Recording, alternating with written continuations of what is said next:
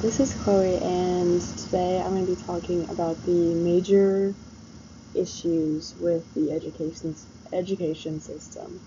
First of all, we are supposed to get many things out of education, like growing as a society and learning how to do jobs. Education is supposed to set us up for the rest of our lives, like after graduation and after we learn and graduate from college, we are supposed to grow as a society and figure out what we're supposed to do with the rest of our lives.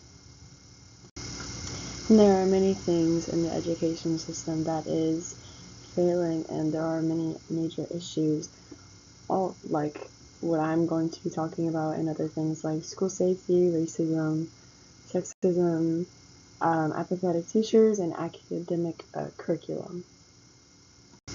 Today I will be talking about bullying and effects on mental health, student mental health, anxiety, depression, and other things like cyberbullying and bystanders, and how teachers deal with these situations and how we can prevent or stop these situations from happening. The first thing I did want to talk about was anxiety and depression. And people who are bullied can obtain anxiety or depression because of what they are getting bullied about, and these people need to get help.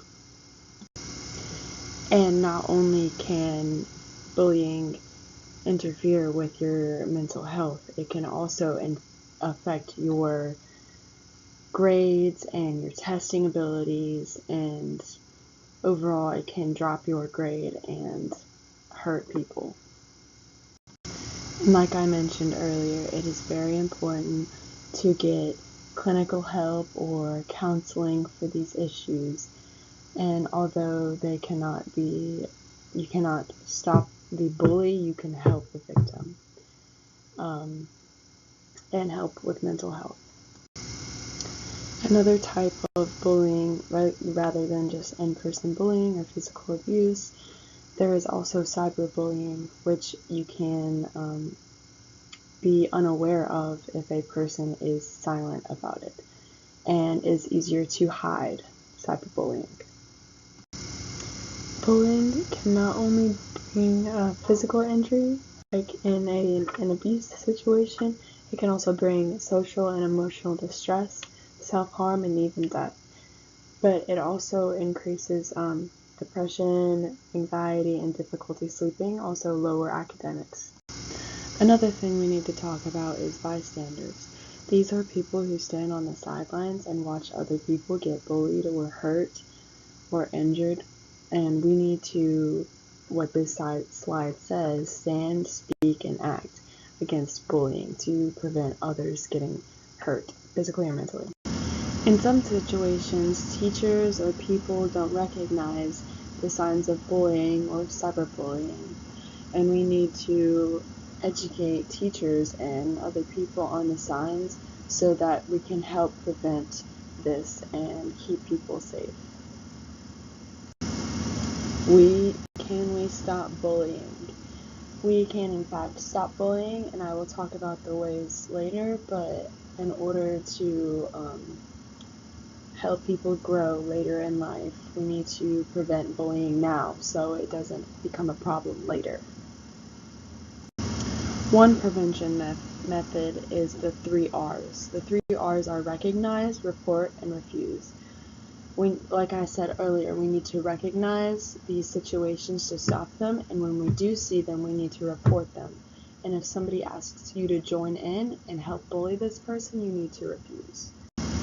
One way to counteract bullying in schools is friendship, empathy, and anger management.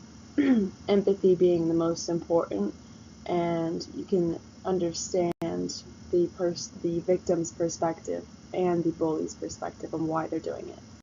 There are many schools that have policies and disciplines in place to prevent these situations, but there need to be more strict and thorough preventions to stop these acts from happening.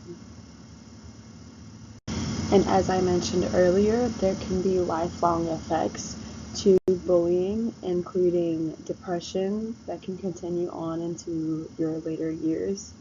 But also, adults may become perpetrators of bullying and harming their peers when they reach an older age. In my research about this topic, I found that anti-bullying programs were effective in reducing the bullies, reduced them 19 to 20%, and victims by 15 to 16%. Two other things that we can do to prevent bullying is minimize cliques in schools and educate the effects of bullying. And people like preps and jocks and athletes and all them that you see on the screen can recognize their differences because of the cliques that they are in. And then the last two ways that I think we can prevent bullying in schools to help people out in their future is to create opportunity for connection between each of the students, and identify gateway behaviors like eye rolling and like abuse to other kids and all that. Overall, I think bullying is something that we should take a lot more seriously, especially when it comes to people's mental health and issues that could be prevented or subjected to in the future. And that's it.